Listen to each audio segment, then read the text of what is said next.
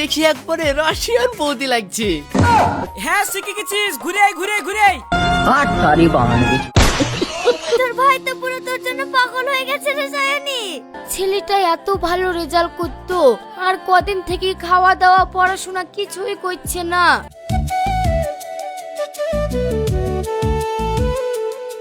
ভাই ভাই ভাই শুনো শুনো শুনো, আমার মনে বলে তোমার হাত দুর্বল আছে, তুমি ভাবির সামনে গিয়ে কিছু বলতে পারবা না। তার চাইতে আমি বলি কি, তুমি আমাকে নিয়ে চলো, আমি তোমার আশেপাশে থাকলে তুমি সাহস পাবা।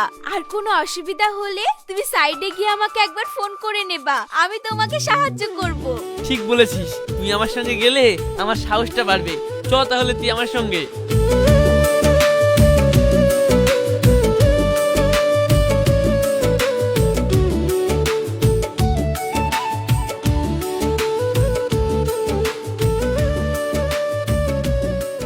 শোন সায়নী, আমি ওই দিকটাই গেলাম, তুই ওই গাছটার আড়ালে দাঁড়া। ঠিক আছে ভাই।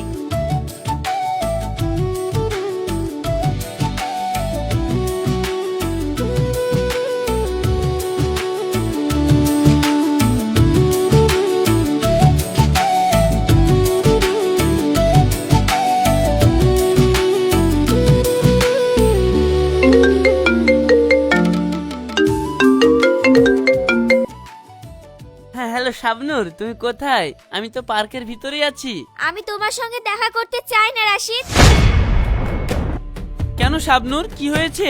তুমি তো জানো তোমার বোনের সঙ্গে তোমাকে দেখলে আমার রাগ হয়ে যায়, তাও তুমি তোমার বোনের সঙ্গে আসলে। যাও, আমি তোমার সঙ্গে দেখা করব না।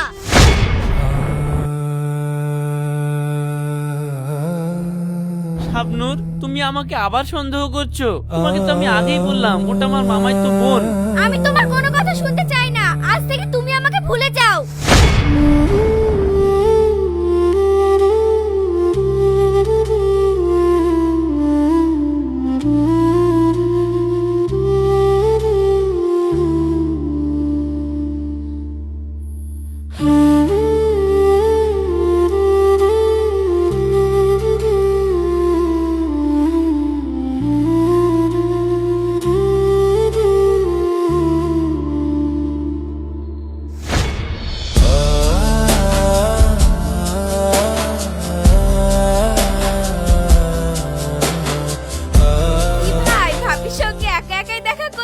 আমাকে ডাকলা না, আমাকে ডাকলে আমিও না হয় ভাবির সঙ্গে দেখা করতাম। তোর ভাবি আসলে লজ্জা পাচ্ছিল, তাই আর তোকে ডাকলাম না।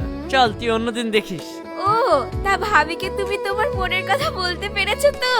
হ্যাঁ, তোর ভাবিকে আমি আমার মনের কথা জানিয়েছি। তা ভাবি কি অ্যাকসেপ্ট করলো? আরে আমার মতো একটা নায়ক ছেলে পেলে কোনো মেয়ে কি অপছন্দ করে থাকতে পারে? তা ঠিক, চলো এখন বাড়ি যাই।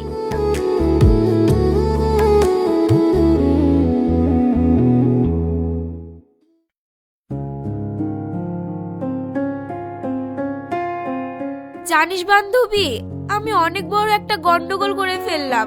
কেন রে, কি গন্ডগোল করলি? ওই রাশিদ ভাই আমাকে মানে শাবনূরকে অনেক ভালোবেসে ফেলেছে, আর আমিও আস্তে আস্তে ওই রাশিদ ভাইয়ের প্রেমে পড়ে যাচ্ছি।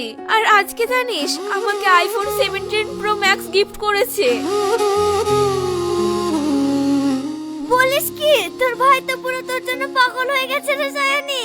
দুদিনের প্রেমে তোর ভাই তোকে আইফোন দিয়ে দিল? তোর ভাই তো একটা আস্ত বোকা রে। তাহলে তো যে কোনো মেয়ে তোর ভাইকে পটিয়ে সবকিছু হাতিয়ে নিতে পারবে। আমার ভাইকে পটিয়ে খাওয়া অত সহজ না।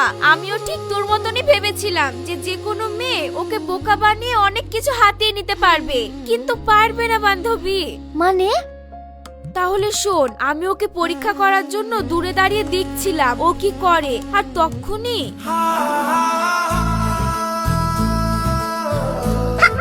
কি গো রাশিদ, এখানে একা একা দাঁড়িয়ে কি করছো? চলো না, রেস্টুরেন্টে গিয়ে কিছু খেতে খেতে মনের কথা বললি। না, আমি যেতে পারবো না, আমি একজনের জন্য অপেক্ষা করছি। ও মাই ব্যাড লাক, তুমি কারোর জন্য অপেক্ষা করছো? ঠিক আছে, তাহলে আমি চলে গেলাম, বাই।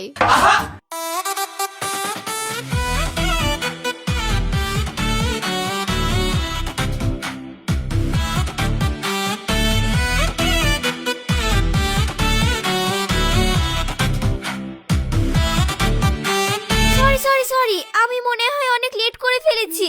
না না, সরি বলতে হবে না। ঠিক আছে, তুমি এসেছো এতেই আমি অনেক খুশি। কি ব্যাপার? আমি ভাবলাম রাশিদ আমার উপরে রাগ করবে, কিন্তু রাশিদ তো আমার উপরে কোনো রাগই করেনি। ঠিক আছে চলো রাশিদ, আমরা কোথাও গিয়ে বসি। ঠিক আছে চলো। আমি তো আমার মামাতো বোনকে কোথাও নিয়ে গেলে তুমি রাগ করো, তাই আজ থেকে আমি তোমাকে কথা দিচ্ছি কোনোদিন আমার মামাতো বোনের সঙ্গে কোথাও যাব না। আর তুমি যদি চাও আমি মামার বাড়ি থেকে চলে যাই, তাহলে আমি মামার বাড়ি থেকেও চলে যাব। না না না না না, মামার বাড়ি থেকে যাওয়ার দরকার নেই। তুমি মামাতো বোনকে আনবা না বলেছো, এতেই আমি খুশি। তুমি মামার বাড়িতেই থেকো, এতে আমার কোনো অসুবিধা নেই।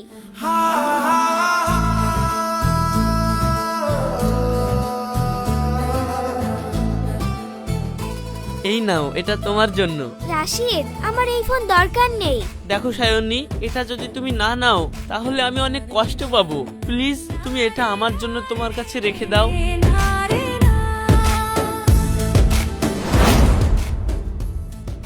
সায়নী, আমি তো ভেবেছিলাম তোর ভাইকে যে কেউ বোকা বানিয়ে সবকিছু হাতিয়ে নেবে, কিন্তু এখন তো দেখছি তোর ভাই তোর জন্য লয়াল, বাকি কোনো মেয়েদেরকে পাত্তাই দেয় না।